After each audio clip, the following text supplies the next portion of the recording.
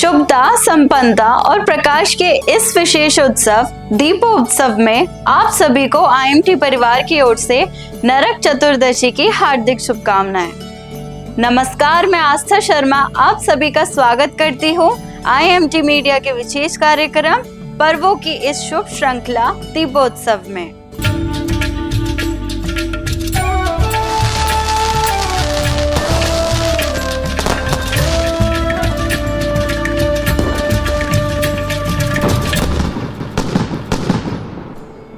कार्तिक मास के कृष्ण पक्ष की चतुर्दशी तिथि को नरक चतुर्दशी कहते हैं। शास्त्रों में कहा गया है इस दिन मुख्य द्वार के पास दीपक जलाना चाहिए ताकि सुख समृद्धि बनी रहे। इस दिन यमदेव की भी पूजा करनी चाहिए। नरक चतुर्दशी का हिंदू धर्म में विशेष महत्व है। इस दिन भगवान यम की विशेष पूजा की जाती है।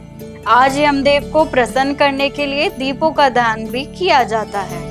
घर से नकारात्मक ऊर्जा को दूर करने के लिए विशेष प्रार्थना भी की जाती है।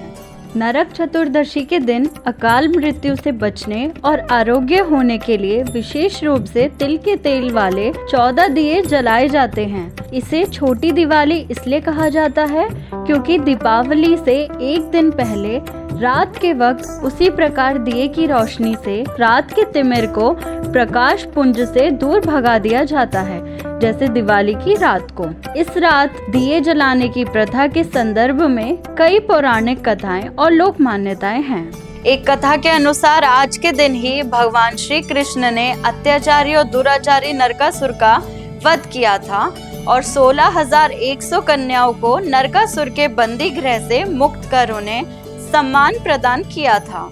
इस उपलक्ष्य में दियों की बारात सजाई जाती है। मान्यता यह भी है कि हनुमान जी का जन्म कार्तिक कृष्ण चतुर्दशी को हुआ था, इसलिए उनके भक्त इस दिन विधि विधान से उनकी जयंती मनाते हैं। इस दिन के व्रत और पूजा के संदर्भ में एक अन्य कथा यह है कि रंती देव नामक एक पुण्य आत्मा और धर्मात्मा राजा थे। उन्होंने अनजाने में भी कोई पाप नहीं किया था, लेकिन जब मृत्यु का समय आया तो उनके सामने यमदूत आ खड़े हुए। यमदूत को सामने देख राजा अचंभित हुए और बोले, मैंने तो कभी कोई पाप कर्म नहीं किया, फिर भी आप लोग मुझे लेने क्यों आए हो? क्योंकि आपके यहाँ आने का मतलब है कि मुझे नरक जाना होगा। आप मुझ पर कृपा करें और बताएं कि मेरे किस अपराध के कारण मुझे नरक जाना पड़ रहा है। यमदूत ने कहा, हे राजन, एक बार आपके द्वार से एक भूखा ब्राह्मण लौट गया, यह उसी पाप कर्म का फल है। यमदेव के इस प्रकार कहने पर राजा ने विनती करते हुए कहा कि मुझे 1 वर्ष का और समय दे दें। यमदूतों ने राजा को 1 वर्ष का समय दे दिया। राजा अपनी परेशानी लेकर ऋषियों के पास पहुंचा तो उन्हें सब वार्तालाप कहकर उनसे पूछा कि कृपया इस पाप से मुक्त का कोई उपाय बताएं। ऋषि बोले, हे राजन, आप कार्तिक मास की कृष्ण पक्ष की चतुर्दशी का व्रत करें और ब्राह्मणों को भोजन करवाकर उनके प्रति हुए अपने अपराधों के लिए क्षमा याचना करें। राजा ने वैसा ही किया जैसे ऋषियों ने उन्हें बताया। इसी प्रकार राजा पाप मुक्त हुए और उन्हें विष्णु लोक में स्थान प्राप्त हुआ। इसीलिए पाप और नरक से मुक्ति हेतु कार्तिक चतुर्दशी के दिन का व्रत प्रचलित है। मान्यता है कि इस दिन ब्रह्म मुहूर्त में उठकर उपटन लगाकर स्नान करने से रूप एवं सौंदर्य में वृद्धि होती है। इस पर्व का संबंध स्वच्छता से है, इसलिए इस दिन लोग घर की सफाई के साथ अपने शरीर की भी विशेष रूप से सफाई करते हैं।